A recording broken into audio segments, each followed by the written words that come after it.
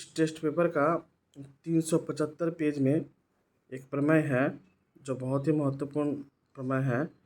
10 का 1 नंबर जो सवाल है, त्रिभुज ABC के परिकेंद्र O एवं OD BC में लंब है तो प्रमाण करें BOD बराबर कोण BAC। तो चलिए इसको प्रमाणित करते हैं हम लोग। देखिए प्रमेय को और एक बार पढ़ते हैं। त्रिभुज ABC का परिकेंद्र O एवं OD BC पर लंब हो तो प्रमाणित करें जो BOD इक्वल कोण BAC। अब देखिए एक वृत्त अंकन किया, वृत्त के अंदर एक त्रिभुज अंकित किया। अब कह रहा है जो वृत्त के केंद्र से ये BC जो भुजा है उस पर OD लंब है, तो यहाँ प्रमाणित करना है BOD बराबर जो होगा BAC, इसको प्रमाणित करना है। तो देखिए यहाँ प्रदत्त में हम लिखे हैं जो ये लिखा हुआ है त्रिभुज ABC परिकेंद्र O एवं OD BC पे लंब है, वही चीज़ यहाँ पे हम लिख दिए हैं। प्रमाणित क्या करना है, कोण BOD बराबर BAC। और एक बात याद रखिए, इस चित्र के अनुसार हमारा जो अंकन जो है यहीं तक ख़त्म हो जा रहा है, लेकिन इसको प्रमाणित करने के लिए O और C को संयुक्त करना पड़ेगा। इसलिए यहाँ पे जो अंकन में हम लोग लिखेंगे O और C को मिलाया। देखिए O और C को मैंने यहाँ मिला दिया और हरा पेन से इसको मिला है। आप लोग जानते हैं जो मेरे जितने भी जो प्रमेय जो होते हैं, जो अंकन जो होते हैं, मैं हरा पेन से करता हूँ ताकि आप लोग को पता चले जो अंकन इस प्रमेय में कौन सा है और याद भी रहे। अब देखिए चूँकि OD BC पर क्या है, लंब है, तो मतलब ये कोण और ये कोण क्या होगा, समकोण होगा। तो ये जो BDO और CDO जो है एक समकोणी त्रिभुज है। तो यहाँ हम लोग लिख सकते हैं, यहाँ लिख सकते हैं समकोण त्रिभुज BDO एवं समकोण त्रिभुज CDO में देखिए कोण BDO बराबर कोण CDO बराबर एक समकोण क्यों है, इसका कारण है प्रदत्त में दिया गया है जो OD जो BC पर लंब है। फिर देखिए ये OB और OC जो है ये क्या है, वृत्त का एक ही वृत्त का अर्धव्यास है और हम लोग जानते हैं सभी अर्धव्यास बराबर होते हैं।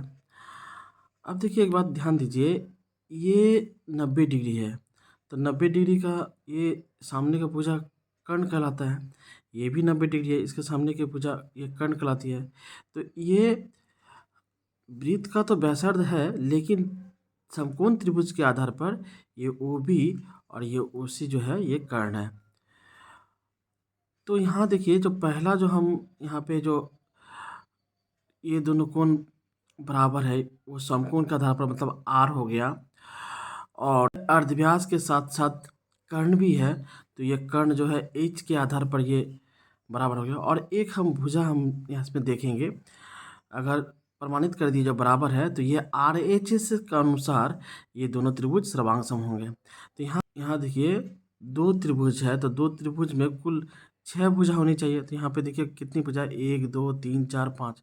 तो एक ऐसी भुजा होगी जो दोनों में साधारण होगी, मतलब दोनों में वो होगा। जैसे देखिए ये OD भुजा है तो हम लोग लिख देंगे OD बराबर OD, लिखेंगे OD उभयनिष्ठ है, मतलब उभयनिष्ठ में दोनों में है। अब अगर मान लीजिए चित्र का सहारा अगर नहीं समझ में आ रहा तो इसमें देखिए यहाँ 2 अल्फ़ाबेट ऐसे होंगे जो दोनों में होंगे। देखिए ये OD है और ये OD है, तो ये जरूर ये OD ये दोनों त्रिभुज का उभयनिष्ठ भुजा होगी।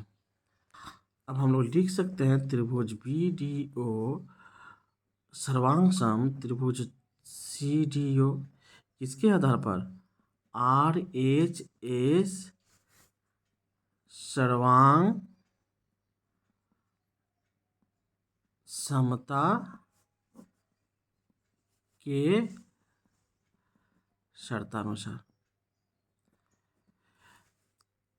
जैसे देखिए ये दोनों भुजा सर्वांग सम हो गया तो ये कोण और ये कोण हम लोग बराबर लिख सकते हैं।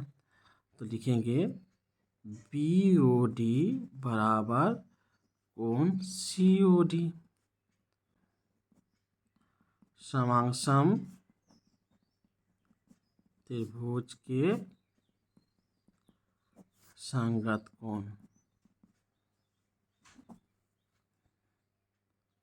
देखिए यहाँ P लिखते हैं तो BPC ये वृत्तचाप द्वारा एक केंद्र पे कोण बना BOC और एक परिधि पे कोण बना BAC। ये लिख सकते हैं हम, चूंकि BPC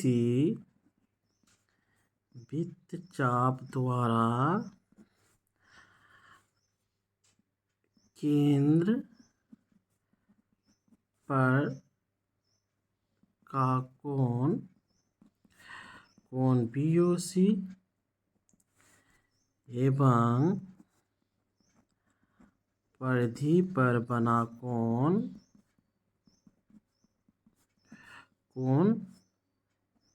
BAC है। अब हम लोग जानते क्या हैं, जो केंद्र का कोण जो होता है ये परिधि का कोण का दुगना होता है,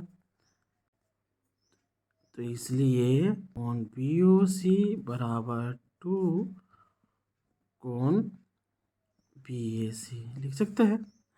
अब देखिए ये BOC को हम लिख सकते हैं BOD जोड़ COD, तो ये लिख सकते हैं BOD जोड़ COD इक्वल 2 कोण BAC। अब देखिए हम ये BOD जोड़ इस कोण को भी BOD लिख सकते हैं। क्यों लिख सकते हैं? क्योंकि देखिए COD तो BOD के बराबर है ना, तो ये COD की जगह पे हम BOD लिख सकते हैं। यहाँ पे लिख दीजिए कारण BOD बराबर COD।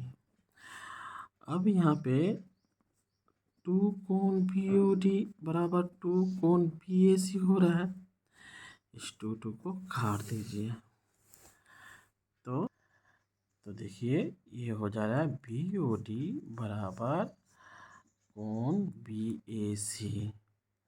देखिए यही तो आपको प्रमाणित करना था ना, तो देखिए ये जो है प्रमाणित हो गया। यहाँ लिखेंगे प्रमाणित।